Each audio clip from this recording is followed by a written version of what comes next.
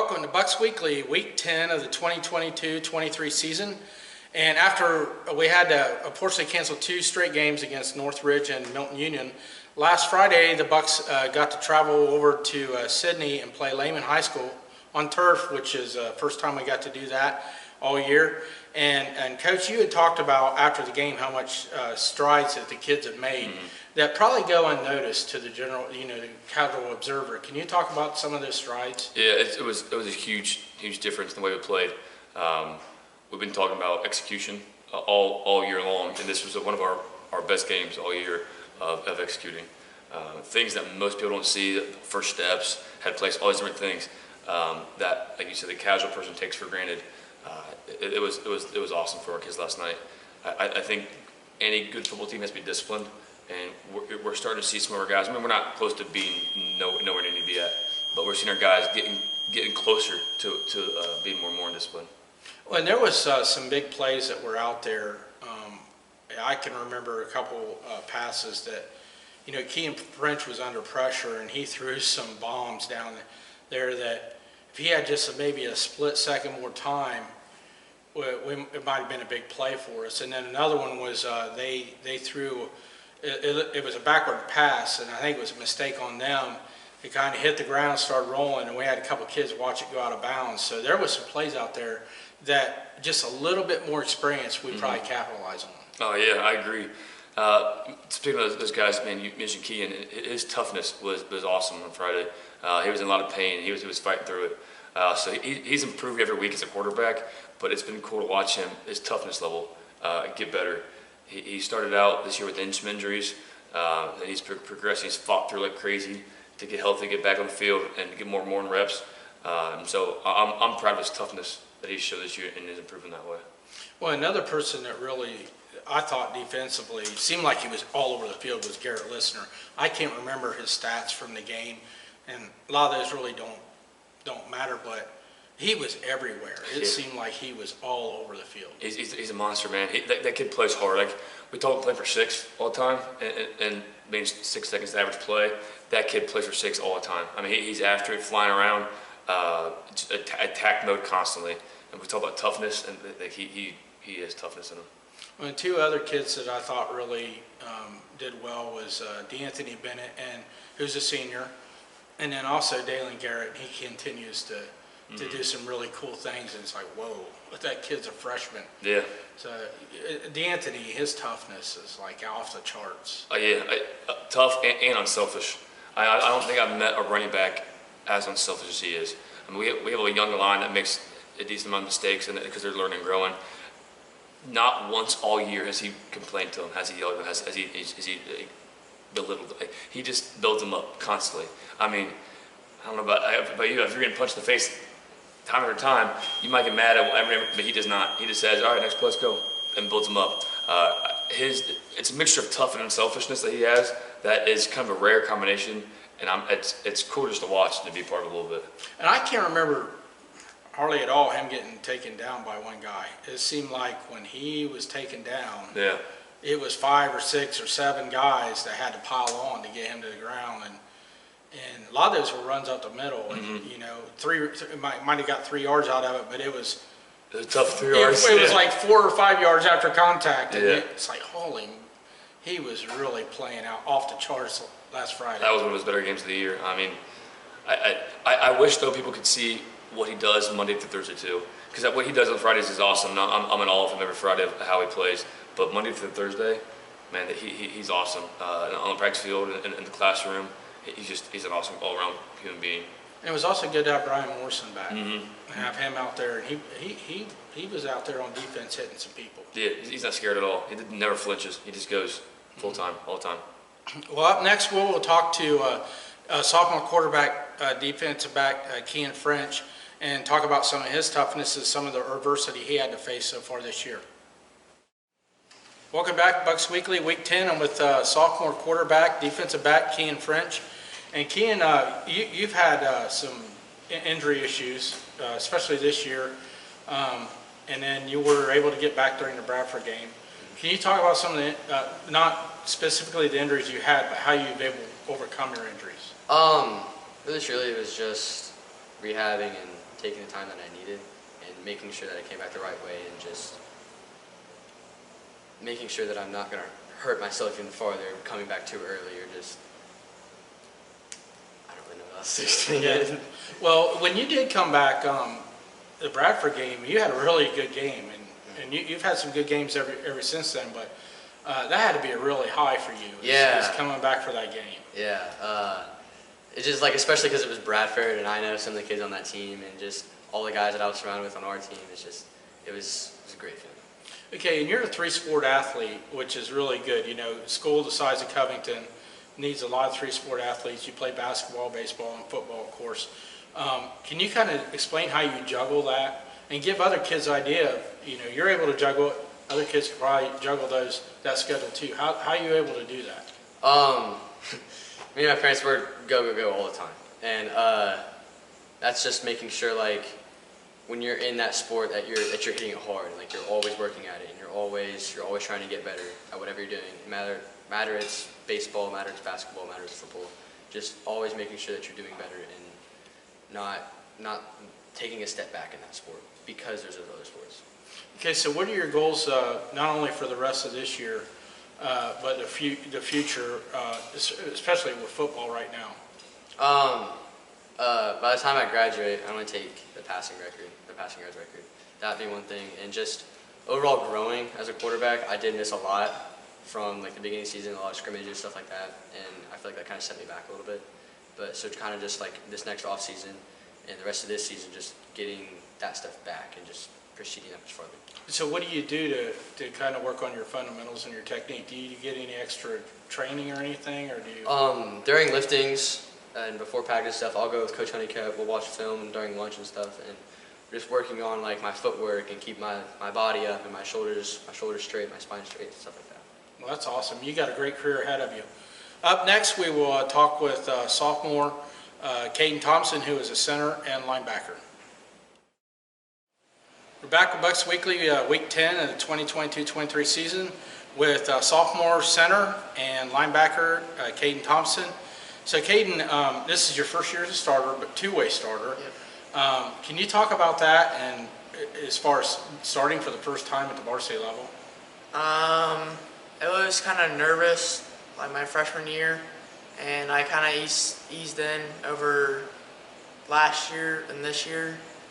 Last year I wasn't really like talkative, but this year I'm really open to my team and joking around. Okay, so from an offensive line perspective, what do you see in the growth of the offense? You know, it's a really young offensive line. How much have you seen growth throughout the year, from the very beginning to right now? From the beginning, we weren't very focused. We didn't know what we were really doing, and for our steps for a play, or like our plays in general, we didn't know what we were doing until halfway through the season, really. Okay, so for the rest of the year, we're not sure what's going to happen this Friday, but we also have hopefully have a game next Friday against Miami East. What other steps are you trying to take for the rest of this year? I'm just trying to maximize along with our team. We come in the weight room every Monday and Wednesday and lift our butts off. And hopefully we can play this Friday, next Friday, and see more improvement than previous weeks. Okay, and you also wrestle. Yeah. You're a wrestler, and of course, the off-season training and things like that you guys got to do. What's your plan for the off-season? I'm planning on lifting more, like over the summer, or not the spring, after wrestling, and I'm hopefully can get more of my team that don't do other sports than football and wrestling in here, so we can keep on our journey to getting better for next year. Well, it's good you're being a leader. You're a sophomore. You got 2 more years left after this year, which is great. So the sky's the limit. Up next, we will talk to a junior high coach, Lee Donnan, about this year's junior high football team. Welcome back to Bucks Weekly, Week 10, and I'm with Covington Junior High football coach Lee Donnan. And you've been around since what year? A long time. And this year, last night, the Bucks closed out their season this year. Really great group of kids. Can you talk about the season as a whole? As a whole, they did exactly what they wanted to do from last year, and that's come out of it winning games, because last year they didn't win games. Last year they had 2 ties and 1 win, and they were a group of 2/3 7th graders that stepped in and played a lot of 8th grade teams who had had 7th grade seasons prior to that 8th grade year, so they were walking in there playing teams that were all 8th graders. And that growth change between 6th grade and 8th grade is tremendous, and they found out just how, but the tight scores that they had last year, and this year they had some blowout scores, and they had some tight scores. They went 5-3 on the season. Their work attitude stayed, maintained. We had 10 7th graders out this year, and then we picked up 2 more mid-season, so we had 12 altogether.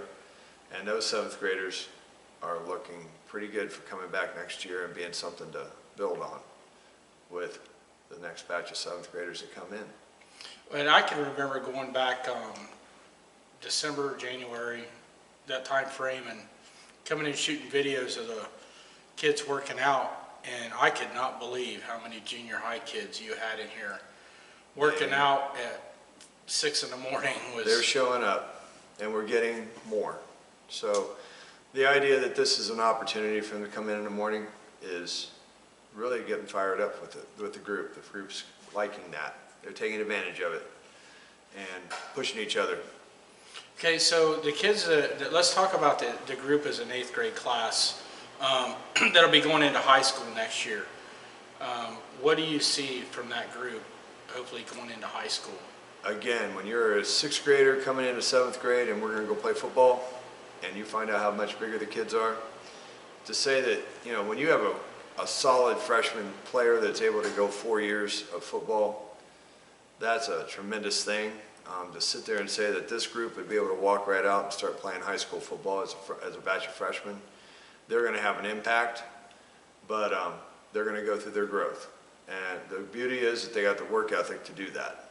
They're going to have to go through a growth period. They like football.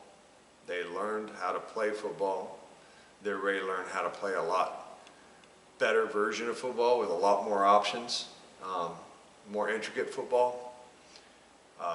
They learn to read offenses and play out of a defense and stay home, do their jobs, play their responsibilities, and they can carry all that right up into high school. And they're already going to the weight room.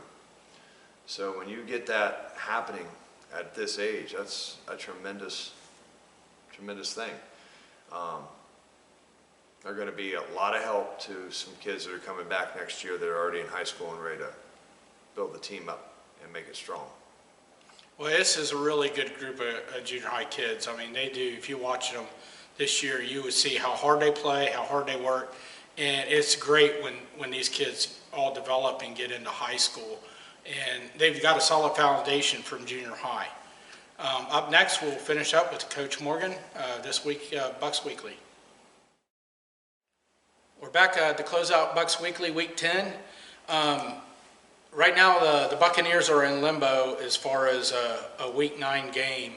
We were originally scheduled to play Riverside, and of course they were able to find another opponent, and then we rescheduled to play Bradford, and we're not sure if that's going to materialize. Can you kind of explain how that's, everything's kind of shaken out? Yeah, so us and Riverside we had become an agreement to play Bradford, and they had somebody else well in mind. So that was the agreement, and then Bradford, we were planning to play on Friday, and then there's like a national ref shortage where it's almost impossible to find refs right now. So that's kind of where you mentioned the limbo. We're just kind of waiting to get word about when we're going to play, if we're going to play. And for us, I mean, it's everything's out of our control. We can't do anything about that. We'll play tomorrow, we'll play Friday, we'll play Saturday, we'll play Sunday. I mean, you let us know, we'll be there. But we can't control that. So whenever they let us know, we'll be there. And the thing is the kids seem to be handling a lot of this stuff really well, and they've had so much adversity thrown in their face this year. And it just seems like they just use it as motivation to get better. In a way, it does suck losing stuff like this. And you mentioned diversity; it's awful. But man, think how much more resilient they're going to be.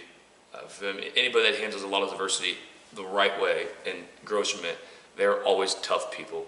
So these kids, like you said, have been handled with a lot of adversity, and as long as they attack it the right way, the right mindset, the growth they're going to have in this year, and the next year, and the following years, and as adults, will be tremendous. Okay, well, that's it for this edition of Bucks Weekly. Like we said earlier, this Friday is in limbo. We're not sure what's going to happen. So just check out the website, social media to find out.